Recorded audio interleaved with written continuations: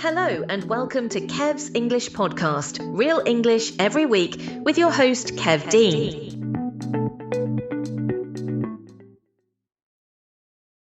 Hello, it's Kevin here. Well, it's been a while since I had an episode of my podcast, Kev's English Podcast. Been pretty busy, and also my guests, I haven't been able to arrange a time for them to come and have a call. I've been talking to some of my students. I had one lady from China, one from Colombia.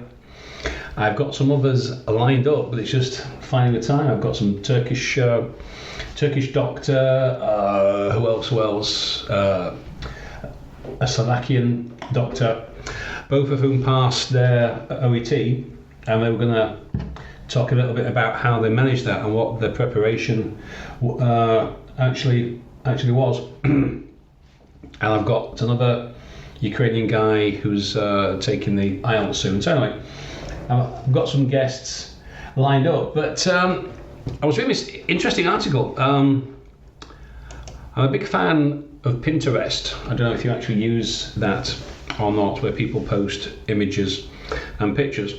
And I saw one yesterday, 7 hobbies that make you smarter according to science. I thought, oh, okay, that's interesting. It's in the mindsjournal.com. And I thought, oh, I'll take a look at this because I'm always looking for ways to be smarter. And it says here, smart people get an added advantage in work relationships and social life.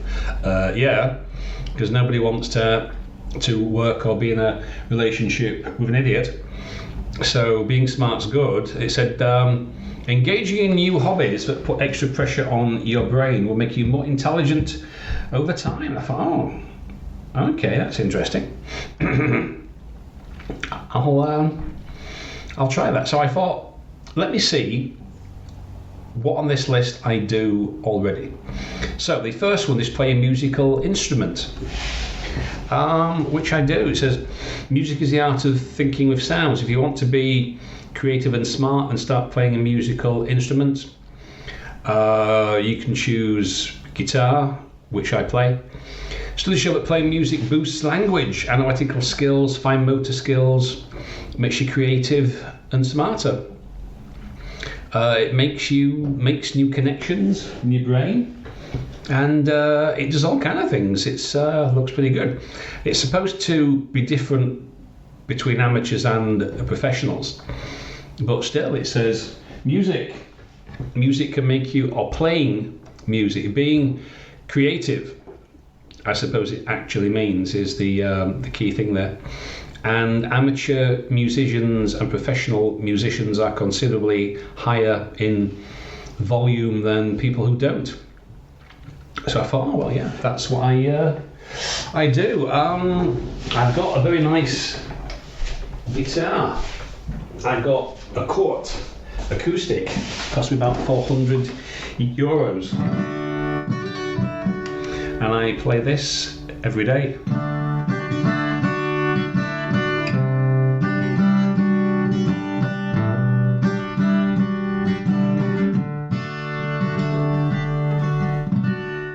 Etc. So I thought, yeah, I do that. And then the second one, read like no tomorrow. It says, this is one of the most common hobbies of the most successful people in the world. Not without a reason. It doesn't matter what you read, just reading makes your brain active, networks your circuits, so on. High brain flexibility, concentration. So yeah, that is pretty good. And also, just reading in itself. I mean, I'm a student of theology, so I'm reading about the church and history of the world. And you learn lots of stuff. So you certainly gain new knowledge, even if you're not actually maybe more intelligent. And I think it kind of helps. The third one, psychology, is meditation. I don't know. I tried it a long time ago. Meditation, I don't really know. It says that it does work. It can make you calmer, but I'm not quite sure about that one. Number 4, brainstorm. So it's talking about playing games, riddles, card games, and puzzles, such as chess, perhaps. Challenges your cognitive abilities. I mean, I don't mind quizzes. I sometimes go and play pub quiz in town, but I'm not sure about that. Now, number 5, be physically active. And actually, I was watching a video this morning where it's 75. Well, she said that she is 75. She didn't look more than 60 or around about 60ish, but she says she is 75. And she was talking about the benefits of being physically active.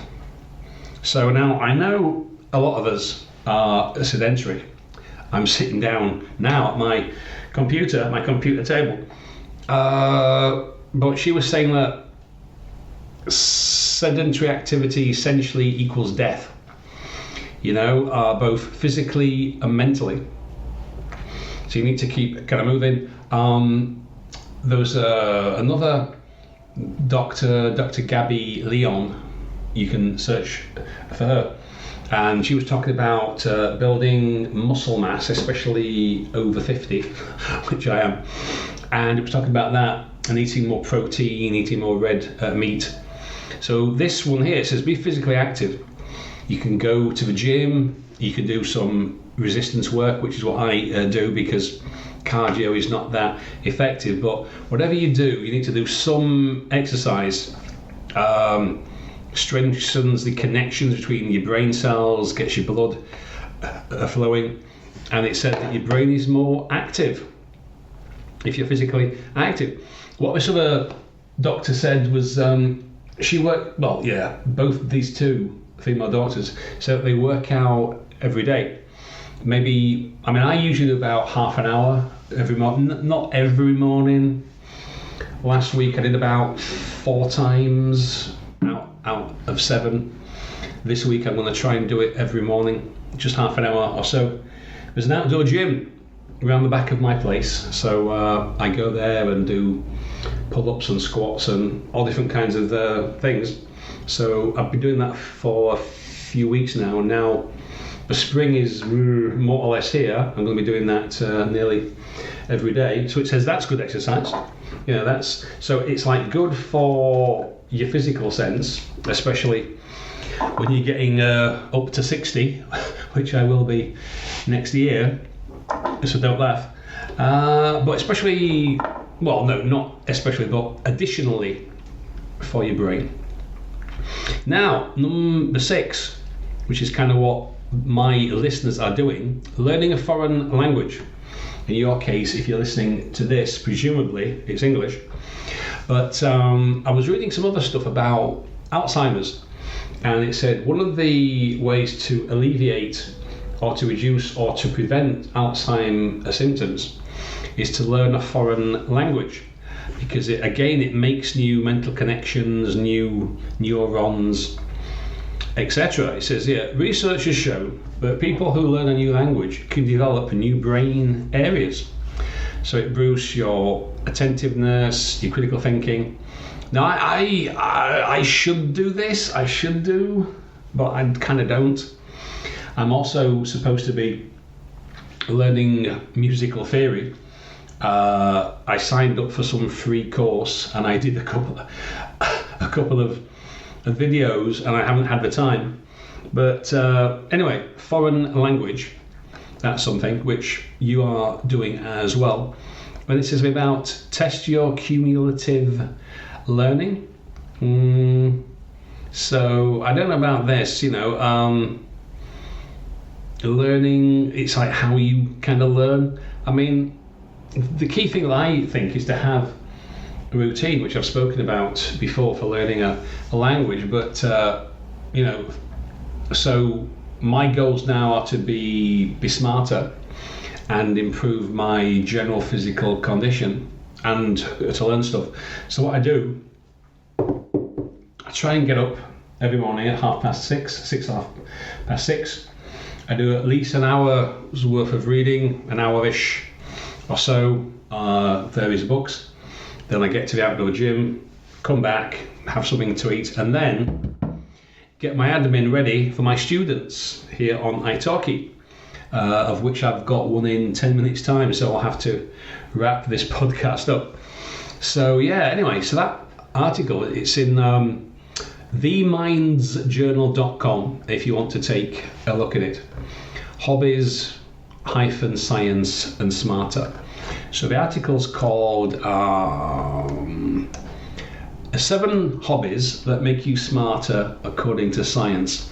So I don't know what you think, if you agree with any of this, if you think it does make you smarter or not. Maybe in the comments if you want to tell me what you do, what you think makes you smarter or better, because I think developing ourselves is one of the most important things that we can actually do as people.